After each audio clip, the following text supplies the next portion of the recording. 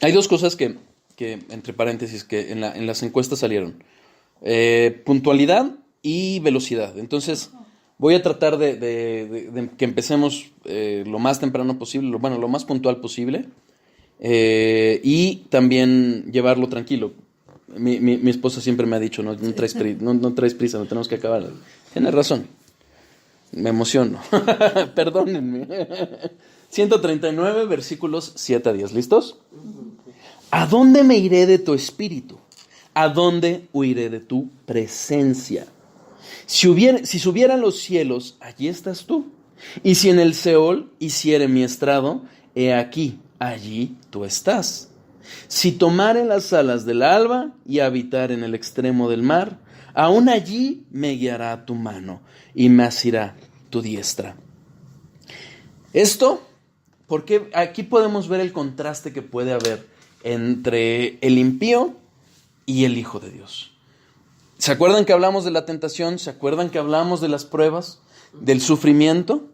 Sabemos, como hijos de Dios, sabemos que Dios está ahí, cuidando, protegiendo a los suyos, ordenando todo lo que ha de pasar. También en el caso de los impíos. Pero ¿qué pasa con los impíos? Generalmente buscan huir de Dios. ¿Qué hizo Adán? Trató de esconderse cuando pecó. En el caso de Jonás, trató de huir. No podía. No podemos huir de él. Es un terror si no estamos a cuentas con Dios. Nadie en este mundo vive una vida perfecta. Pero si vamos más conscientes de nuestro pecado, en la medida en que nosotros vamos teniendo mayor comunión con Dios, en el punto de vista terrenal, sabemos que entramos plenamente y nada nos separa de Dios, pero me refiero en la medida en que nosotros vamos creciendo espiritualmente, vamos siendo más conscientes de nuestro pecado. ¿Y qué pasa con eso? Tenemos exactamente la misma conducta que Adán. Buscamos escondernos. ¿A poco no les ha pasado? Siempre. Y con Judas, por ejemplo, ¿qué pasaría? ¿En qué caso? Cuando lo está doctrinando, cuando está entre los apóstoles, pues no le hizo caso a Judas. Yo creo, todo da la evidencia de que Judas mismo creía que era un verdadero discípulo. Uh-huh. O sea, él no se había dado cuenta que en su corazón él realmente estaba buscando algo para sí mismo. Entonces, si bien estaba en la presencia de Dios, sí, y en el Dios manifestado, pues él mismo se estaba cerrando la verdad. Y eso pasó muchas veces. Si nosotros vemos, por ejemplo, después de que alimenta a los 6,000, uh-huh, ¿qué pasa con la multitud? La multitud sigue a Jesucristo. sí. Y Jesucristo los confronta, porque él sabía que lo seguían no por la doctrina, no porque él era Dios, sino para comer. Para comer, claro. Y entonces, Jesucristo da un discurso muy fuerte acerca de cuando él afirma ser el pan de vida. Porque cuando afirma ello, dice, los que no coman ni beban de mi sangre y de mi carne, no pueden heredar el reino. ¿Y eso qué provoca? Que la gente se fuera. Y eran muchos que lo seguían, muchos. Pero seguían sus propias carnalidades. ¿Ok? Entonces, ¿qué pasó con Judas? Pues Judas evidentemente conoció la justicia de Dios porque finalmente se suicidó.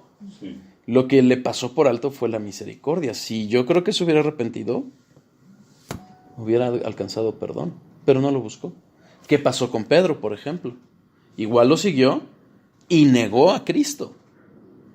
En Mateo me parece es donde vemos que incluso era tal la forma en que lo estaban identificando con él, que ¿qué hizo? Empezó a decir malas palabras para decir, no hay identificación con él.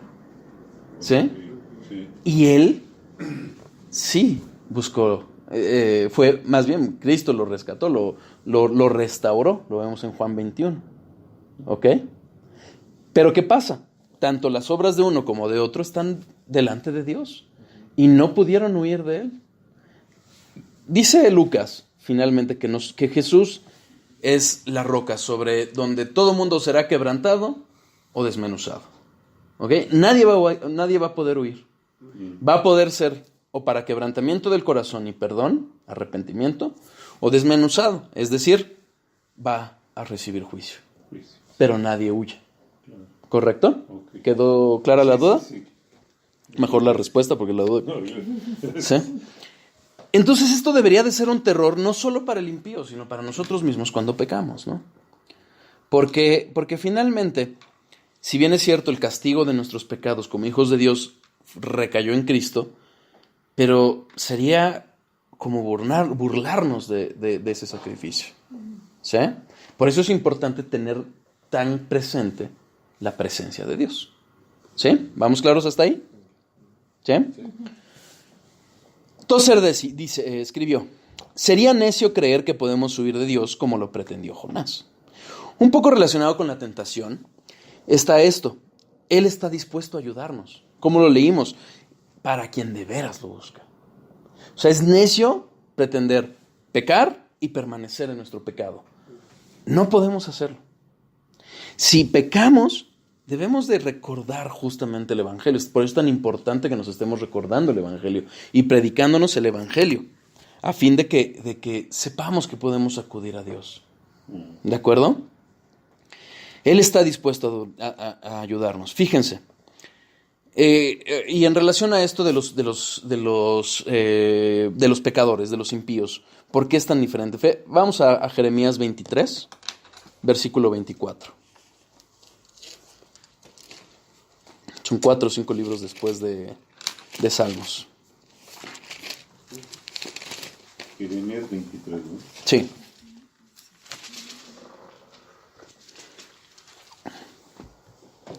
¿Qué es lo que pasaba? El pueblo estaba pecando. El pueblo de Dios estaba pecando. Y era de tal forma que de verdad pareciera que Dios no estuviera presente. Porque habían llegado a abominaciones delante de Dios.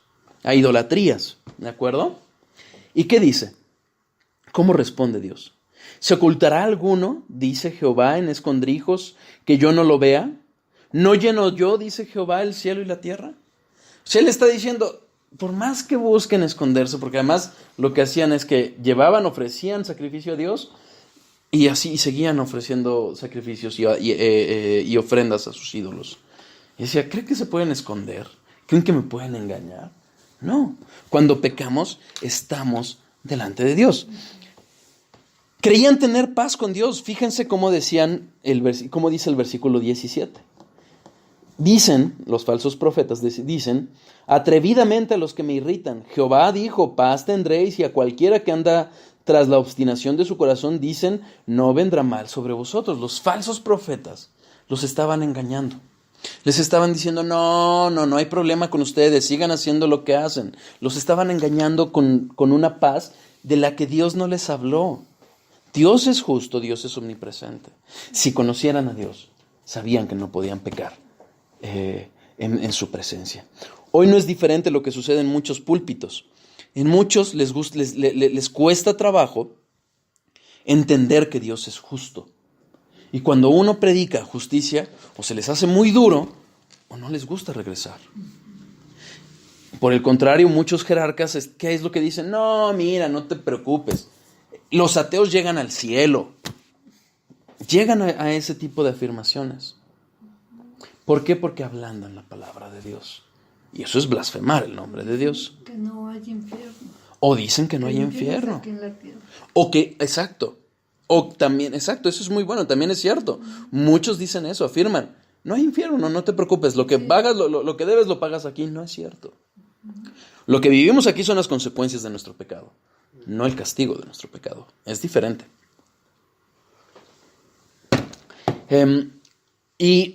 O incluso hablan de la aniquilación.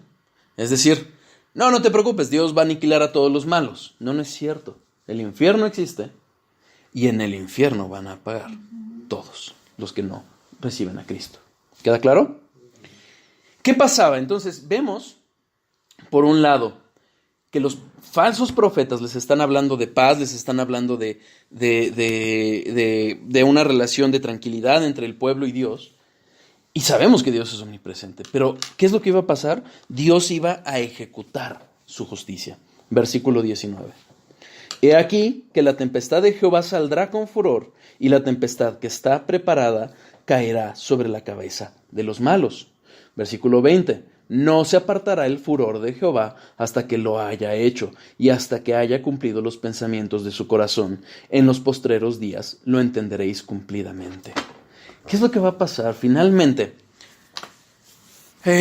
cuando sabemos, hay mucha gente que dice, es que ya Dios no es el mismo de antes. Y la verdad es que confunden lo que es la tolerancia con la paciencia de Dios. Dios llama a todo mundo al arrepentimiento, pero eso no implica que tolere el pecado. Va a ejecutar su justicia sobre el pecado. ¿Aún con los hijos de Dios? ¿Sí? Sí. Sí. ¿Cómo? Va a ser constante siempre, no va a variar o sea, no es que haya un Dios Mutable. que Eso es correcto. Que haya sido antiguo y ahora sea moderno, que Totalmente. progrese su pensamiento, él es constante siempre. Totalmente. ¿Cómo? Ya no entendí la pregunta. Porque Va a ejecutar su justicia, Dios, respecto a los pecados de sus hijos. es que ya lo hizo. A través ¿Cómo? de Cristo. Exacto. Ya están justificados. Esa es la diferencia. Todo pecado se va a castigar. Todo, absolutamente todo. En Cristo, para los hijos de Dios, o en las personas pecadoras. Sí, pero ¿Correcto? los pecadores Cristo no los salvó a ellos. ¿A los quiénes? ¿A los que no iban a ser hijos de Dios? Exactamente. Exactamente. Ok. ¿Sí? ¿Queda claro? Sí. Entonces la respuesta era no. La respuesta era, no, sí, pero en Cristo. Sí, pero en Cristo. Exacto. Ok. Es que es importante eso porque teniendo nosotros conciencia de que nuestros pecados son pagados o fueron pagados en la cruz, no pretenderemos jugar con el pecado. ¿Sí? Ok. Porque los va a seguir justificando, ¿no? Ya están justificados. Por eso, aún cometas un pecado y está justificado. Claro. Pero, y ahí hay que tener mucho cuidado con la idea de decir, bueno, entonces peco porque no hay no, problema. sí. Y es ahí donde radica la importancia. Porque, y hay quien lo hace, ¿eh? O sea, hay quien sí piensa así. No importa que peque, ya. No. A de lugares así y todo eso, ¿no? Pero ¿qué es lo que pasa? Es que realmente se trata de corazones no regenerados. Porque no les importa el pecado que ya pagó Cristo. ¿Correcto? ¿Sí? ¿Ibas a decir algo? ¿O era eso? Ok. No atreverse a hacer algo delante de los hombres, pero sí a solas, es degradar a Dios. Es un error eso de que dicen que a solas, no, había una canción, no me acuerdo, pero que a solas hago lo que quiero, una cosa así. Nunca estamos a solas. Dios está presente. Donde nadie me ve. Donde nadie me ve. Es una canción. Entonces, no, es un error. ¿Correcto? Isaías 65. Siempre decíamos. Isaías 65. Uh-huh.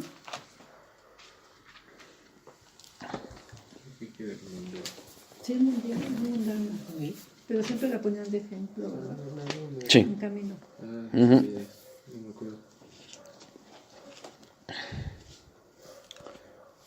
Versículo 2.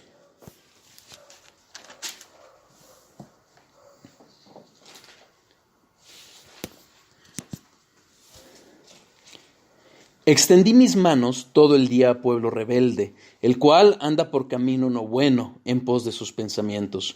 Pueblo que en mi rostro me provoca de continuo a ira, sacrificando en huertos y quemando incienso sobre ladrillos. Versículo 12. Yo también os destinaré a la espada, y todos vosotros os arrodillaréis al degolladero, por cuanto llamé y no respondisteis. Hablé y no oísteis, sino que hicisteis lo malo delante de mis ojos, y escogisteis lo que me desagrada. Fíjense, como el pueblo pretendía hacer cosas, pecados, pero ¿qué dice Dios? ¿Lo hiciste dónde? Delante de Él.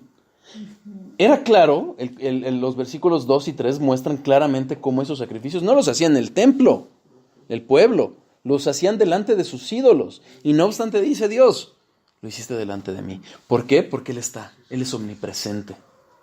Entonces, es mentira que se pudieran ocultar, es mentira que podamos hacer algo a escondidas de Dios. ¿Qué pasó con David? David pensó que pecó en secreto, pero fue confrontado por Natán. Salmo 51.